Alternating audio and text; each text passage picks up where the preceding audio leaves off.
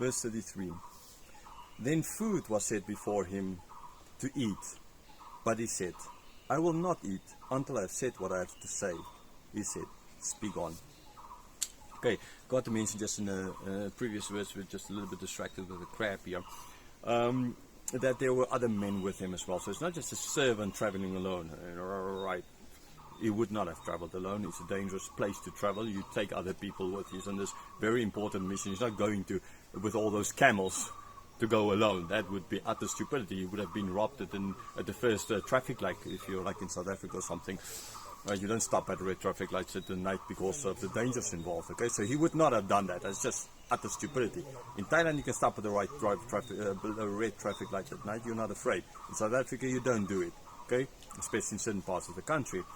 So this guy would not have traveled alone, and here we see that there were other people. So when it's not the animals only that got water, most likely she would have given water to the other people with him, and it was not only for the servant that he prepared a place to stay in the house, but as well for the other people with him, and they got water to wash their feet, and they got food to eat as well. So now the food is given there, put on the table. He can eat, but his answer is, no, I'm not going to eat, right, till I've said what I had to say.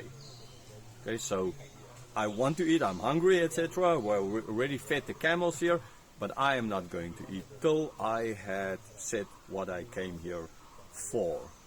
So then Laban answered, or they answered him, and say, then speak, which would be most likely Laban. Verse 34. So he said, I am Abram's servant. Simple introduction. This is who I am, Abram's servant. Your family member, right? Verse 35. The Lord had greatly blessed my master, and he has become great. He has given him flocks and herds, silver and gold, male servants and female servants, camels and donkeys. So clearly this servant understood what is driving Laban, right? Money. So he starts off with the things that Abram had. He starts off with the blessings. Ultimately, he has these things because he's blessed by God, right? Not because of himself, but because of God, right? You are born again not because of your own choice, but because of God's choice, right? So God blessed, therefore he had, therefore he has, right? And so he became great. Now, the family members would have known. Abram heard about them. He knew who gave birth to whom. We've seen it in the previous chapter. So, news spread. They would have heard as well that Abram is one. I mean, if he's a rich guy down there in the south, they would have heard about it. Especially a guy like Laban. I mean, he's interested in money. He would know the rich people on this planet, right? People are, in general, they know who are rich. And because they're always interested in the rich and the famous. Okay, that's why you have all these soap operas, what the rich and the famous, K-pop dramas, doesn't matter what. And so he gives a whole list of flocks and herds, silver, gold, male servants and female servants, camels, donkeys, right? A whole list of everything he had. So Laban's eyes would have been growing. I mean, Laban knew, but this is just a reminder. He's playing on Laban. Okay, when he met Rebekah, I wasn't speaking about these things, but now with Laban, he knows Laban's interested. He needs to interest the family as well. And this is who Laban is, and the eyes kept on growing. Laban just saying ching, ching, ching, ching, ching, ching, ching, ching. He's like, oh, I'll be rich, we'll be rich, etc. Right? She's comes and money coming to our family. We get rich. Okay, so this is the way he starts in the right way, especially the way that will impress Laban a lot. Verse 36. And Sarah, my master's wife, bore a son to my master when she was old, and to him he has given all that he has. Okay, so when Abram was old, so as well as point to the miraculous aspect of this, God blessing, the son, there's a lot of miracles. They can expect the miracles to continue, the blessings to continue as well, so the money to continue to come in, and all of this is only this one son, and all of this is being given to him. There's no need to spread the money out to other sons. All of this being given to him, right? To Isaac, that is. Verse 37. My master made me swear, saying, you shall not take a wife for my son from the daughters of the Canaanites, in whose land I dwell. But you shall go to my father's house and to my clan and take a wife for my son. Okay? No, this is not exactly what Abram said, right? I mean, he said, yes, sure, you must not take a wife here from Canaan, right? That is clearly what he said. And yes, so he said he's supposed to go to his kindred and take a wife. Now the servant makes it a little bit smaller here to go to his clan, right? Not just his kindred, but to the clan, because he knew by now that Rebekah is from his clan, is like a lot closer to Abram than just the kindred.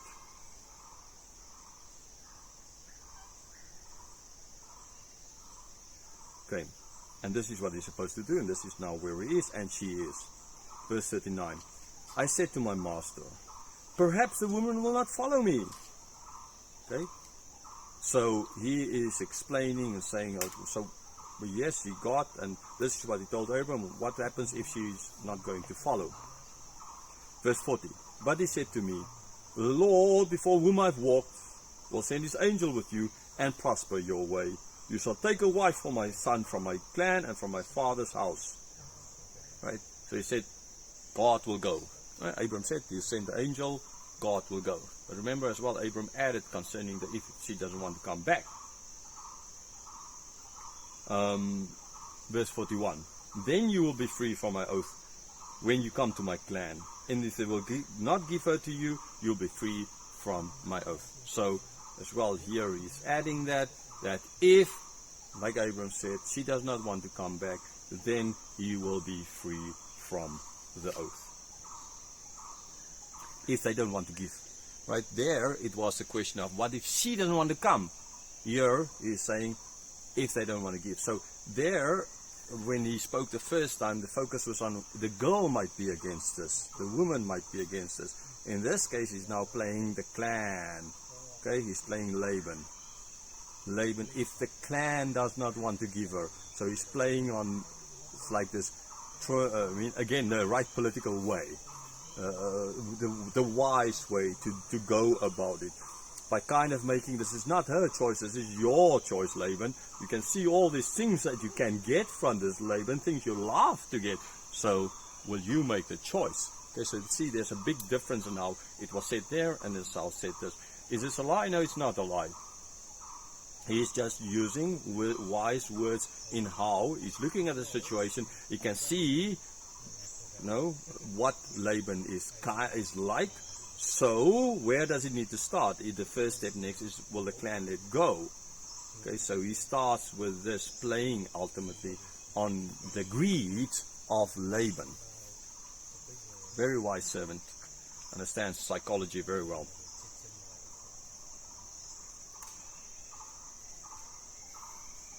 Verse 42. So he'll be free from his oath if she does, ultimately, if the clan doesn't let him go. So he's not losing out on this.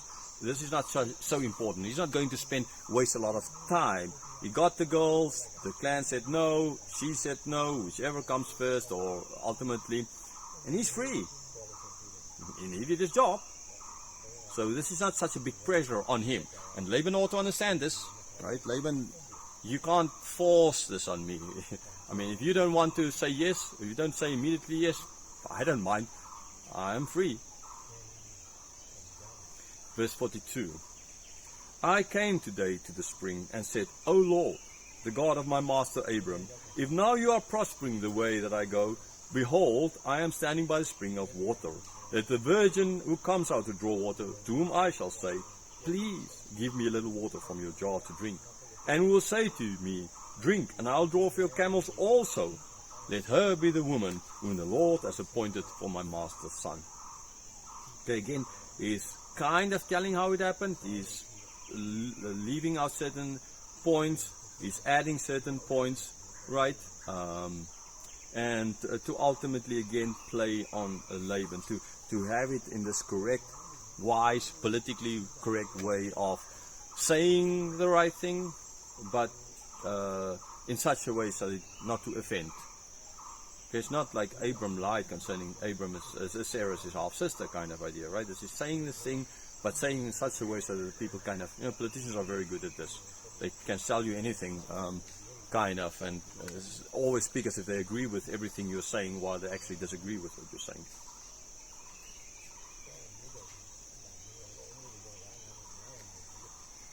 Verse 45. Before I had finished speaking, in my heart, behold, Rebekah came out with a water jar on the shoulder, and she went down to the spring and drew water.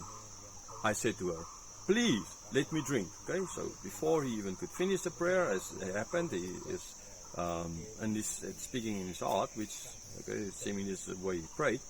Then here comes Rebekah. She went, he asked her for water, right? Verse 46. She quickly laid down a jar from her shoulder and said, drink, and I will give you camels drink also. So I drank, and she gave the camels drink also. So he asked, she said yes, she gave him. Then she said, but and I will give water to the camels as well. Verse 47. Then I asked her, whose daughter are you? She said, the daughter of Bethuel, Naor's son, whom Milcah bore to him. So I put the ring of her nose and the braces on her arms. Here is a total different order how things happen. Before he asked, he gave. Okay, now here he's saying, he first asked, he found, and now after that he found out that she is then. So he's changing the sequence of events around. And I think most likely, again, this is for political reasons or for money reasons or playing on the greed of Laban, in the sense that I will first make sure that this is the right person before I give stuff away.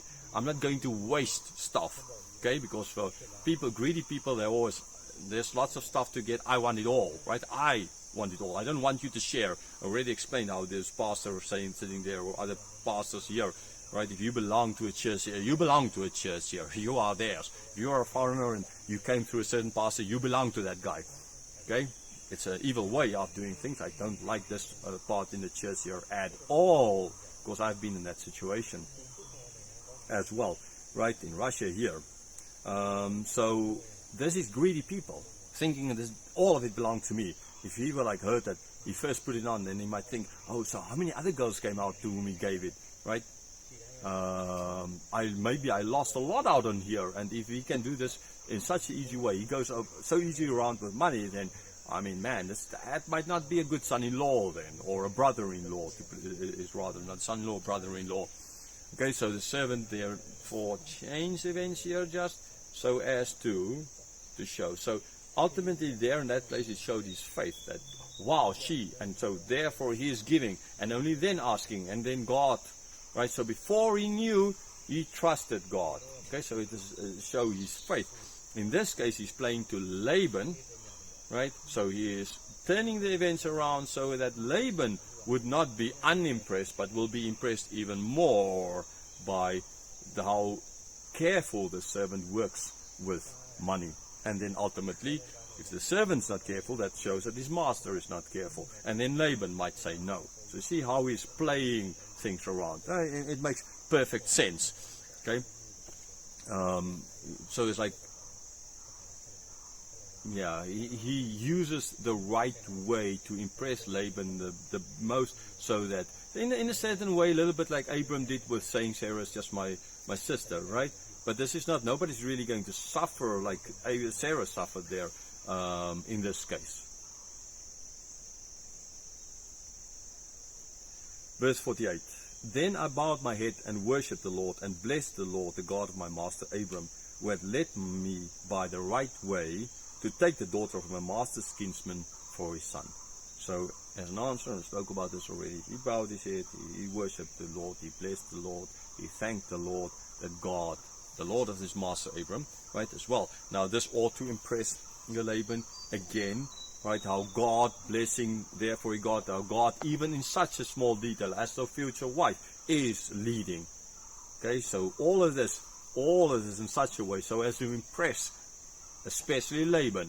Okay, Bethuel seemingly he was there, but most likely Laban is young. I mean, he's the son, so he is now, although Bethuel's the head of the family, but he's old, and so Laban is the most important person the servant had to impress, and he's doing a great job of it, and everything is showing. So in spiritual and physical, although Laban was just interested in the physical part. Verse 49. Now then, if you are going to show steadfast love and faithfulness to my master, tell me, and if not, tell me that I may turn to the right hand or to the left. So here he is playing as well on, so if you are going to be like God was like this, right? God in faithfulness, steadfast love and faithfulness, he brought me here, he brought Rebekah to me, here to me. So are you now going to be like God, or are you going to oppose God? Right? Again, a brilliant step. I mean, this guy would have taught Jung and Freud lots of stuff, right? He knows human hearts. Unlike Freud and Jung, they think, they don't know human hearts, right? Lots of the stuff they say this, then because they didn't believe in God. This guy believes, he knows, so he's playing up, right? He acts brilliantly. So Laban, are you going to oppose God here? God shows steadfastness, steadfast love and faithfulness. Are you going to do the same thing? If you're not, you're going against God. Laban think twice. He's basically forcing, so he's impressing him in absolutely every way. I mean, really, this guy, this servant, was a brilliant psychologist. So he just said, so, tell me. If not, I'm gone. Right? I can go to the right or the left. I'm free. I can either go to the right or the left. I have no other choice. Because you're freed. Your answer will free me. Right? So if you say no, it's actually good for me. Because then I'm free. If you say yes, then, I kind of need to go back and take a word, and I'm kind of still say the servant. Right? So again, in that way, he's impressing him. So the servant, like Laban, you have nothing. You have no sword hanging over my neck. Absolutely no sword. Actually, by your answering yes, you can go, you're actually making it worse for me. Verse 50. Then Laban and Bethuel answered and said, the thing has come from the Lord. We cannot speak to you bad or good. Okay, so this comes from God. Yeah, that is the money impressed. Ultimately, the money is the thing that really impressed him. But those other things add up as well. So we can't say anything here. Okay, so as a family, we're not saying yes or no. Okay.